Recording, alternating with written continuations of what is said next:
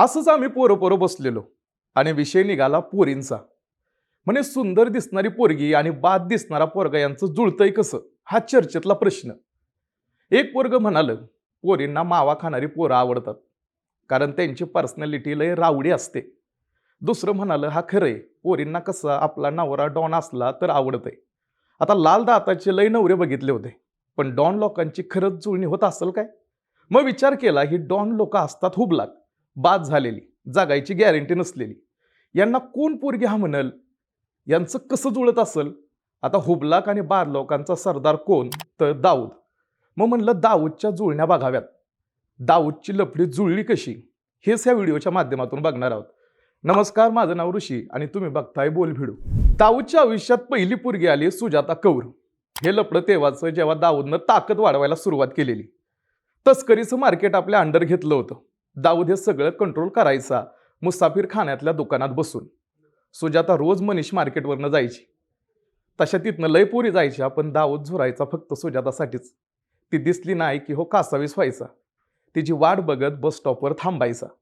सुजाताच्या नजरेतनं काय हे सुटलं नव्हतं. ती बी पडली दाऊदच्या प्रेमात.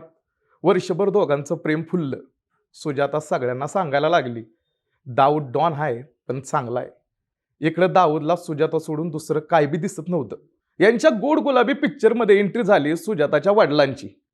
त्यांना या लफड्याचं कळलं तसं त्यांचं टाळकं चाललं. दाऊदचा धर्म वेगळा होता.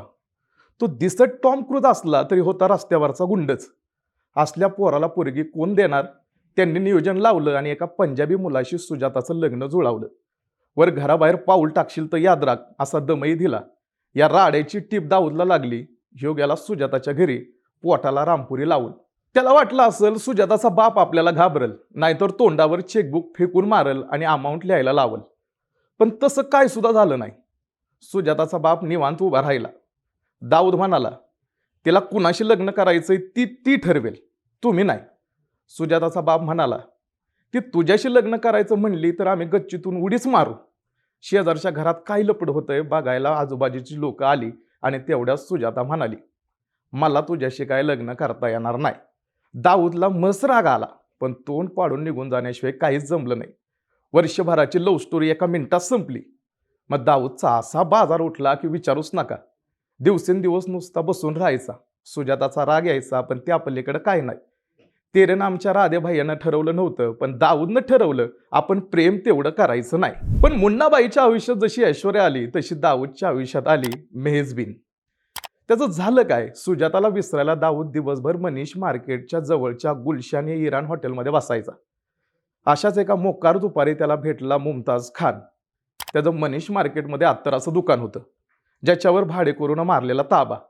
मुमताजनं दाऊदला दुकान खाली करायला मदत मागितली. फक्त तूच करू शकतो म्हणून त्याला झाडावर चढवलं. दाऊद होता सुजाताच्या रागात. तो घुसला दुकानात आणि दुकानात हाय नाही ते सामान फेकून दिलं. सगळं दुकान रिकामं केलं आणि त्याच्या तोंडावर शटर लावून गेला. आत्ताच्या जमान्यात असता तर कबीर सिंगचा हिरोच झाला असता. दाऊदचं टेरर बघून दोन गोष्टी झाल्या. सगळं मनीष मार्केट त्याला टरकलं आणि मुमताज खान दुकान खाली झाल्याचं बघून तो एवढा हरकला की त्यानं दाऊदला घरी जेवायलाच बोलवलं. प्रेमभंग झाला असला तरी जेवण कोण सोडतंय का? पण मुमताज खानकडे जेवता जेवता दाऊदला मेहजबीन दिसली. सुजाताला विसरायला लावणारं तिचं सौंदर्य बघून दाऊद दचकला. ही मेहजबीन होती मुमताज खानची मेवणी. तिनं पण दाऊदच्या स्टोऱ्या ऐकलेल्या, त्यामुळे प्रेम जुळायला वेळ लागला नाही. मग बाकीची कपल लोक भेटतात तसे हे चौपाटीला मरीन ड्राईव्हला जायचे. किनाऱ्यावर बसून भेळ खायचे. दाऊद रोज आपली कामं उरकून तिला भेटायला जायचा. ती खिडकीत बसून त्याची वाट बघायची. एकदम सैराट सारखी स्टोरी. या स्टोरीचा बी एंड सैराट सारखाच झाला असता, कारण गुंडाला कोण पोरगी देणार म्हणत मेहजबीनचं फादर तापलेलं. पण पोलीस असलेल्या दाऊदच्या फादरची इमेज चांगली होती, म्हणून दाऊदचा वशिला लागला आणि त्याचं मेहजबीनशी लग्न झालं. तुमच्या डोक्यात आतापर्यंत विचार आला असेल, ते मंदाकिनीचं आणि दाऊदचं काहीतरी सांग की. ते पण सांगतो. 1985 मध्ये राम तेरी गंगा मैली पिक्चर आला. तेव्हा सगळ्या भारतानं पहिल्यांदा धबधबा बघितला तो या मंदाकिनीमुळेच. त्या पिक्चरमुळे मंदाकिनीची लय हवा झाली. त्याच्या सगळ्या पिक्चरला लय गर्दी व्हायची. पण नेमकं मंदाकिनीचं नाव अंडरवर्ल्डशी जोडलं गेलं. तिचं कुणाशी लफडं आहे, ती बुरखा घालून बाहेर का पडती, लोकांना लय चौकशा. इकडं मुंबईत 93चा बॉम्बस्फोट होऊन वर्ष पण झालं नव्हतं आणि तेवढ्याच शारजाच्या एका क्रिकेट मॅच मधला फोटो आला. गॉगल घातलेल्या खंगरी दाऊदच्या शेजारी बसलेली एक छान सुंदर मंदाकिनी. बॉम्बस्फोटामुळे दाऊदबद्दल लोकांच्या मनात राग होता. जो मंदाकिनीवर निघाला तिचं आणि दाऊदचं लपडं असल्याच्या बातम्या आल्या. मंदाकिनी जिथं कुठं जाईल तिथं खाचकूच करायला कॅमेरे आले. त्याचा पाठलाग व्हायचा. पोलिसांनी चौकशी केली. त्यात पोलिसांना एक फार्म हाऊस घावलं जे दाऊदचं असल्याचा डाऊट होता, पण रजिस्टर निघालं मंदाकिनीच्या नावावर. मग बातम्या फिरायला लागल्या लफड्याच्या. कसं रोमॅन्टिक नातं होतं, कसं प्रेम फुललं. पण ह्या राड्यात मंदाकिनीचं करिअर तेवढं संपलं. तिनं मात्र दरवेळी आपला आणि दाऊदचा काही संबंध नाही हेच सांगितलं. पुढं पोलिसांनी तिचं दाऊदशी कनेक्शन नसल्याची क्लीन चिट दिली, पण मंदाकिनीला पिक्चरमध्ये परत काय काम मिळालं नाही. दाऊदची ही लव्ह स्टोरी गुंत्यात सुरू झाली आणि मंदाकिनीचं करिअर संपूर्णच थांबली. तसं दाऊदचं नाव अनिता आयुब या हिरोईनीशी पण जोडलं गेलेलं. त्याचं काय झालं, या अनिताला पिक्चरमध्ये घ्यायला जावेद सिद्दीकी नावाच्या प्रोड्युसर नाही म्हणाला आणि लगेचच दाऊदच्या माणसांनी त्याचा गेम बजावला, तो बी फुल फिल्मी स्टाईलमध्ये. बाकी पण लय नावं आली, पण सगळ्यांनी आपला आणि दाऊदचा काहीच संबंध नाही म्हणत त्याला फाट्यावरतीच मारलं.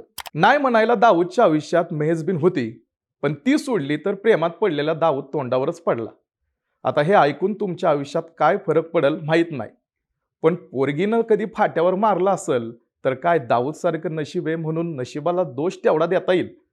बाकी स्टोरीचं विना ऐकली असेल तर बोल व्हिडिओला सबस्क्राईब करा. भेटू पुढच्या स्टोरीला.